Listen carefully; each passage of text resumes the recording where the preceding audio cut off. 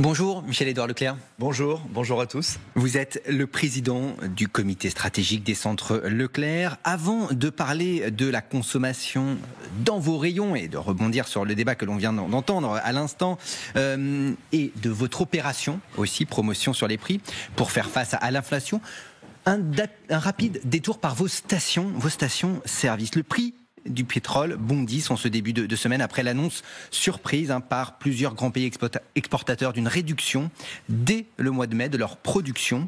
Est-ce que l'on va à nouveau vers une hausse des prix à la pompe pour les clients de vos stations-service? Alors si les pays producteurs ou les 5 ou 6 pays producteurs membres de l'OPEP font ce qu'ils disent et qu'ils vont restreindre leur propre production d'ici 5-6 mois, ça aura probablement un effet de raréfaction et donc d'enchérissement du pétrole. Vous dites 5-6 mois, rien avant. Oui, mais par contre, aujourd'hui, on constate simplement que les petites hausses de prix là qui viennent d'avoir sont des hausses d'ajustement. C'était tombé très bas il y a une semaine, ça remonte. C'est pas très lisible, c'est pas des tendances de fond. J'aurais tendance à dire que d'ici l'été, je vois pas de fait objectif qui sauf reprise ou accélération du conflit en Ukraine, qui amènerait le prix du carburant à reflamber. Après, il y a la question de l'approvisionnement. Ça, c'est en France.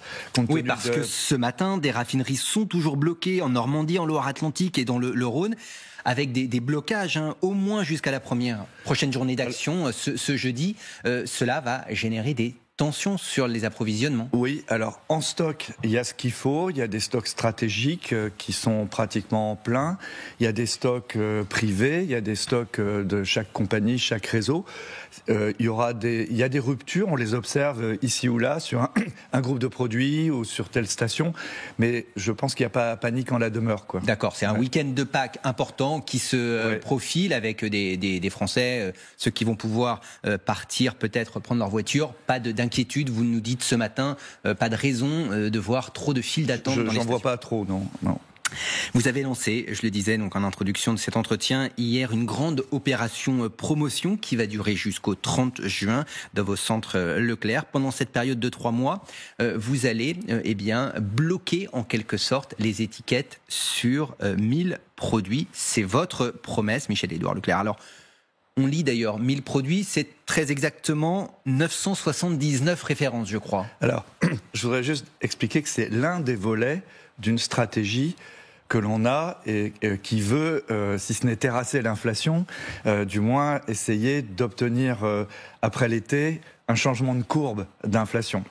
Nous trouvons que nous, en tant que distributeurs, on a eu du mal à négocier les bonnes conditions d'achat cette année. L'année dernière aussi. Madame Leguet disait tout à l'heure qu'il y a quand même beaucoup d'industriels qui ont sorti des bons résultats. On va en parler. Et oui, mais nous, on a l'impression de s'être fait avoir, puisqu'au fond, pouvoir public, de l'exécutif au Parlement, nous ont dit l'inflation, c'est normal, il faut aider les entreprises. Je pense qu'on n'a pas négocié assez durement en 2021. On s'est fait avoir sur les arguments, c'était pas très transparent. En 2022, il y avait aussi des conditions politiques qui fait que c'était pas facile de négocier. Donc là, il y a eu déjà 16-17% de hausse sur l'alimentaire depuis mars dernier. Et on a à peu près 10% de hausse de tarifs à répercuter aux consommateurs d'ici juillet-août. Donc face à ce constat. Mais vous voyez qui concerne l'ensemble des produits, on voit bien que c'est les grandes marques qui ont aujourd'hui vont décrocher parce que les consommateurs trouvent que là ça devient vraiment trop cher. 25% sur 18 mois, ça va limiter les volumes. Je pense que les industriels n'ont pas trop réfléchi à ça. Ils ont pris des hausses, mais il va y avoir des baisses en volume. Et nous, ce que nous avons entendu dans les centres Leclerc, c'est que les consommateurs se précipitaient sur les premiers prix qui redevenaient très accessibles. On est sur notre marque EcoPlus à plus 30% de vente, donc c'est une demande. Et donc ce sont les marques de distributeurs. C'est des marques de distributeurs. EcoPlus, c'est une marque donc que vous qui existe depuis des années et qui ces derniers mois, vous l'avez constaté, est en forte croissance, c'est ça ? Oui, ça témoigne d'un changement des consommateurs qui sont passés des grandes marques aux marques de distributeurs. Et à l'intérieur des marques de distributeurs, distributeurs sur des marques premier prix qu'on avait beaucoup retravaillées du point de vue des recettes, du point de vue écologiste, du point de vue sanitaire. Et ce succès fait que c'est très demandé. Alors, donc, du coup, une de nos contributions, c'est d'en bloquer les prix pour que ce soit bien lisible, qu'il y ait au moins dans les rayons des pans entiers de produits qui soient sécurisés. Mais finalement, c'est pas très compliqué à faire, puisque ces marques-là vous appartiennent en quelque sorte. Vous décidez. Non, c'est compliqué à faire parce qu'on les achète, on a un cahier des charges et on fait des appels d'offres, mais il faut pouvoir maîtriser les prix pendant ce blocage. Je vous rappelle que l'année dernière, les prix ont augmenté 4 fois dans l'année. Là, l'idée, c'est de bloquer sur un trimestre. Donc les prix ont été arrêtés au 1er avril. Donc c'est presque un millier d'articles, Ecoplus, alimentaires, non alimentaires. Il y a des conserves, il y a des surgelés, il y a des produits frais, il y a des produits ultra frais. Ce sont des produits de qualité, parce que quand tout de suite on vous dit c'est des produits premier prix, en gros c'est des produits bas de gamme, quoi. Non, c'est des produits qui portent notre marque. Vous avez fait un effort sur quoi ? Sur la distribution, sur la logistique ? Comment est-ce que si la qualité n'est pas impactée par ce blocage sur les prix, où est-ce que vous en fait, ce sont des produits qui ne supportent pas des frais de publicité, il n'y a pas de marge élevée de packaging, c'est assez simple, tout ce qu'il y a autour de la matière première ou de la matière transformée. Et puis vous avez pu anticiper peut-être dans la production. Puis on a passé des appels d'offres très importants, et aujourd'hui, on est vraiment, c'est 30 à 35% moins cher qu'une grande marque, et c'est même 15 à 20% moins cher que des marques de distributeurs qui ne sont pas premier prix. Donc, en même temps, ce sont des marques qui portent le Nutri-Score, donc qui revendiquent d'avoir moins de sel, moins de sucre, moins de graisse. Et donc, le consommateur peut choisir sur ces milliers d'articles un panier, et non pas c'est pas un panier de 100 produits, quoi. Nous avons 19 millions. J'ai dit un chariot, moi, c'est plutôt ça, c'est le chariot moyen. Vous imaginez pas, on a 19 millions de consommateurs dans les centres Leclerc, on est devenu la première enseigne de distribution, on est un groupement d'indépendants très ancré sur les territoires. Je dirais, on a des centaines de paniers, selon les budgets, selon les régions. Les personnes n'achètent pas les mêmes marques, ne font pas la cuisine pareil à Marseille et à Dunkerque. Et donc, il y a plein de sortes de paniers. Et il faut que les consommateurs gardent le choix dans cette période d'inflation. On propose de bloquer les premiers prix. On propose aussi des systèmes chaque semaine de valoriser par des économies du ticket Leclerc des produits frais. Pour pouvoir continuer à manger mieux des produits frais.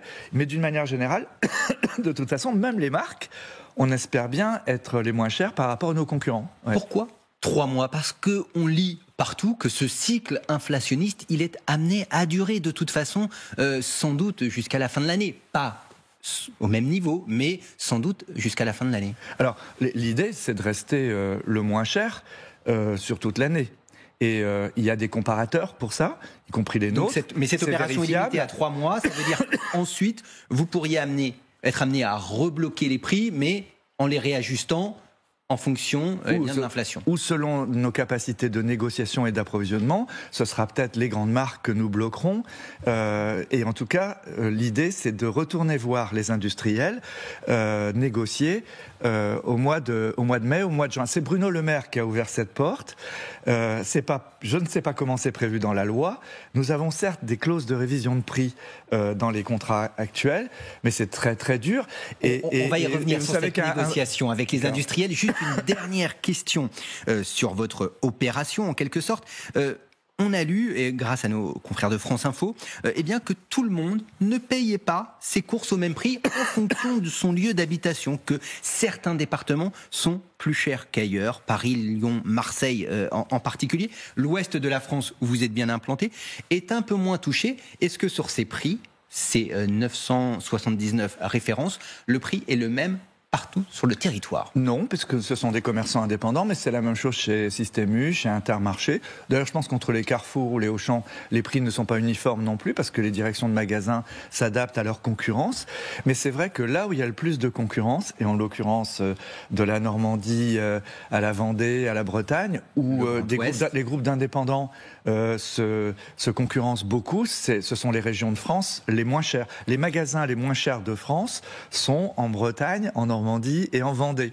Et en tout cas, il y a des très gros écarts entre nos provinces. Moi, j'habite à Concarneau, c'est un des magasins, le Leclerc de Concarneau est un des moins chers de France. Et quand je regarde par rapport à Paris, c'est quelquefois 20% moins cher à Concarneau par rapport à un quartier. Et d'ailleurs, nous avons ouvert le seul centre Leclerc de Paris à Montparnasse. Il y a eu beaucoup de reportages. On est 25% moins cher que les enseignes qui sont dans Paris. Donc, vous voyez, c'est quand même ma réponse première à l'inflation. Je dis au pouvoir public, vous n'avez pas mesuré l'importance de la hausse des prix qu'il allait avoir. Vous avez fait un peu du déni. Vous avez dit, dès l'année dernière, on a atteint un pic et tout ça. Non, maintenant, il faut qu'il y ait des vraies politiques de concurrence. La distribution est concurrente. Les industriels ne sont pas assez concurrents. Et il faut remettre en concurrence producteurs et industriels au profit des consommateurs. Alors justement, vous les avez cités, ces industriels, ces grandes marques, ces multinationales, parfois, vous dites aujourd'hui, elles ne font pas suffisamment d'efforts, voire même, elles profitent de la crise ? Mais moi je trouve, oui. Et alors là, on est d'accord, hein, on ne parle pas de la petite PME, on ne parle pas de l'agriculteur de derrière chez nous, on parle des grandes boîtes qui font des très belles marques, mais qui font 65% du chiffre d'affaires d'un Carrefour, d'un Auchan, d'un Casino. Ces grandes marques multinationales, des Unilever, Nestlé, ça, qui sont les grands groupes, mais qui ont plein de marques en portefeuille. Aujourd'hui, il n'y a qu'à acheter des journaux comme Investir, regarder les rubriques sectorielles dans les Échos. Ces entreprises sortent des dividendes. Je ne suis pas contre les dividendes, je ne suis pas un anticapitaliste, mais on nous a tellement dit qu'il fallait accepter des hausses parce qu'il y avait la rareté à cause de l'Ukraine, parce qu'il y avait des problèmes d'énergie. Vous dites profiteur de la crise, Michel-Édouard Leclerc ? En tout cas... les mots, je fais attention, mais comment pas toujours d'ailleurs. Comment est-ce que vous l'expliquez sinon ? Ça veut dire que le prix des matières premières n'augmente pas tant que ça, que le prix du fret maritime, les containers, a plutôt tendance à baisser ces derniers mois. Comment est-ce que vous expliquez ? Ce sont pour rémunérer les actionnaires ? Je pense que la concurrence n'a pas fonctionné. Je pense que la négociation n'a pas été jusqu'au bout et que les pouvoirs publics ne nous ont pas accompagnés. Alors, ils ont été bons dans la gestion du Covid pour faire des chèques alimentaires, des chèques énergie. Ça, je critique pas ça. Je rentre pas dans un jeu politicien. Mais je constate que s'agissant de la négociation que le gouvernement a organisée, il n'est pas venu aux côtés de nos acheteurs pour renégocier les prix d'achat. Il n'est pas venu d'ailleurs aux côtés des industriels pour les inciter à mieux acheter leurs conteneurs, leur énergie. Et c'est pour ça qu'on a aujourd'hui des sociétés de transport qui sortent des 16 milliards de profits, des sociétés d'énergie qui sortent 20 milliards. Même un groupe multinational, je lisais dans les Échos la semaine dernière, ils sortent presque 20 milliards de profits. Alors c'est dans le monde, c'est pas que en France, mais on voit bien que les logiques de concurrence n'ont pas joué, quoi. Que dites-vous ce matin à Bruno Le Maire, votre ministre de tutelle, convoquer ces grands patrons, convoquer ces grandes marques et obliger-les à renégocier avec les distributeurs comme vous ? Moi, je leur dis, pensez consommateur. Vous pensez tous macroéconomie, politique monétaire, politique budgétaire. Ça fait sens. Mais aujourd'hui, une grande partie de la hausse des prix vient de ce qu'on a laissé des entreprises sans être en concurrence les unes avec les autres. Et ces négociations doivent ouvrir au mois de mai. Et donc, aujourd'hui, légalement, il n'y a pas de prévu de cycle d'ouverture de négociation au mois de mai. Bruno Le Maire l'a annoncé. Donc, je m'engouffre dans son avenue et je lui dis... Monsieur le ministre, nous nous mettons derrière vous. Donnez-nous les conditions juridiques, politiques, de remettre à plat nos contrats. Effectivement, le prix des conteneurs est passé de 17 000 € à 2 500 €. Donc il faut qu'on puisse en faire profiter nos consommateurs. Il faut d'ailleurs que les industriels puissent en profiter aussi. Et le prix des céréales s'est retourné. Le prix du cacao et du chocolat s'est retourné. Même le prix du papier et de l'aluminium sont en train de se retourner.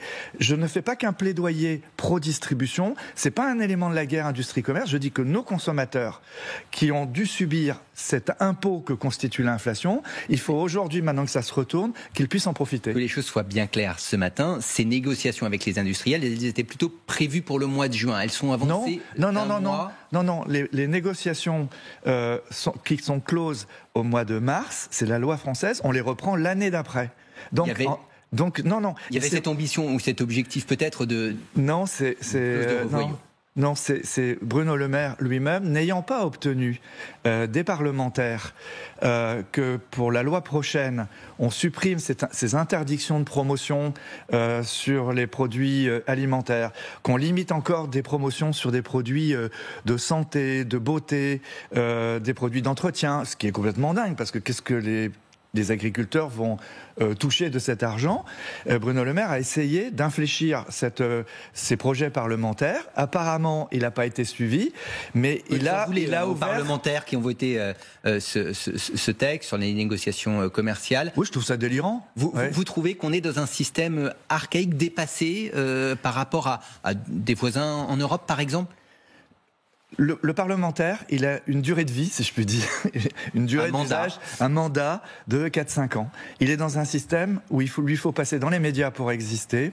Il lance des projets de loi dans un contexte et en fait, il a très peu de temps de changer son projet de loi sans perdre la face dans un deuxième contexte. Les lois Egalim qui ont été faites pour aider les paysans après 10 années de déflation, eh bien aujourd'hui, quand vous avez 15 à 20% de hausse dans l'alimentaire, le but, c'est pas de continuer à que ça augmente, c'est de faire en sorte que ça stabilise ou que ça régresse. Et ce n'est pas être anti-agriculteur que d'être pro-consommateur. Parce qu'il arrive aujourd'hui cette chose extraordinaire, c'est qu'avec le niveau de prix, les gens n'achètent pas. Le bio est en train de plonger. Le marché de la viande, acheter de la viande, c'est très cher. Le poisson à Paris... Je le vois bien, j'habite à Concarneau. Le prix du poisson à Paris, c'est le prix du homard à Concarneau, sur le port. Beaucoup de denrées, beaucoup de produits de grandes marques aujourd'hui, ils ont obtenu des hausses tarifaires, mais ils vendent pas. Sur le dernier mois, les ventes en volume, c'est -4. Donc, dans l'intérêt même des industriels, il faut recaler cette inflation et mettre les prix à la portée des consommateurs. Le gouvernement n'est pas toujours sourd à vos revendications, notamment sur la disparition programmée du ticket de caisse, qui est reportée finalement au 1er août. Elle devait intervenir sur cette période. Vous dites c'est une bonne chose que de permettre encore à nos clients d'avoir ce reçu après être passé à la caisse. Alors, je conteste pas l'origine de l'arrêt du ticket de caisse, qui est d'éviter le gaspillage avec le papier que l'on jette. Donc, on va supprimer les prospectus. Et pour Leclerc, c'est pendant le mois de septembre. À partir de septembre, il n'y aura plus de prospectus. On distribuait, vous vous rendez compte, 8 fois le poids de la Tour Eiffel en prospectus. Donc 40% partaient à la benne, à défaut d'être bien adressés. Donc, il faut arrêter ce gaspillage.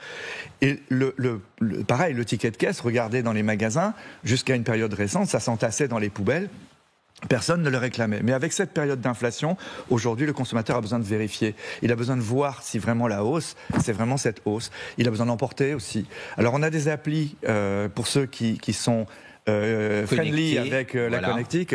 Ils ont des applis où le ticket de caisse apparaît tout de suite, mais pour les autres, je pense que c'est bien. Donc on leur demande s'ils veulent le ticket de caisse et on le leur donne tout de suite. Et nous avons demandé au gouvernement, effectivement, de reporter la mesure. Et vous imaginez quelle solution pour se situer à cet outil, effectivement, ce baromètre ? Mais pour moi, que ce soit le mail ou l'internet ou l'application, c'est l'avenir. Après, vous voyez, c'est moins du gaspillage si à 5% de la population française a juste besoin de son ticket papier. Ça, l'important, c'est quand même de lutter contre le gaspillage. Le gouvernement a fait aussi une autre... Je critique, mais quand il fait des trucs bien, il faut savoir le dire. C'est Olivier Klein, le ministre de la Ville, et Olivia Grégoire, le ministre du Commerce, nous ont dissociés du régime des dark stores, qui est devenu beaucoup plus régulé. Donc c'est commerces en ligne qui vous promettent d'être livrés en quelques dizaines de minutes. Aujourd'hui, nous allons pouvoir continuer à apporter le click and collect, les drives piétons au cœur des grandes villes, y compris à Paris, comme le voulait par exemple le maire du 4e arrondissement. Nous allons pouvoir apporter des produits moins chers dans des cœurs de ville qui sont très chers. Donc ce que vous aurez commandé sur Internet, dans le drive piéton, dans le relais Leclerc, vous pourrez le retrouver boulevard Saint-Michel ou dans un endroit où vous n'avez plus qu'à prendre votre sac et à rentrer chez vous. Et ça, c'est très important du point de vue du service, mais c'est aussi important du point de vue du prix, parce que le cœur des villes est devenu tellement cher pour les consommateurs que si on n'a pas des formules comme ça, automatiquement, on drive tout le commerce de ville, il va à l'extérieur. Et c'est pas bon pour la décarbonation, c'est pas bon pour les émissions de CO2. Un dernier mot, Michel-Édouard Leclerc, très rapidement, au sujet de l'emploi.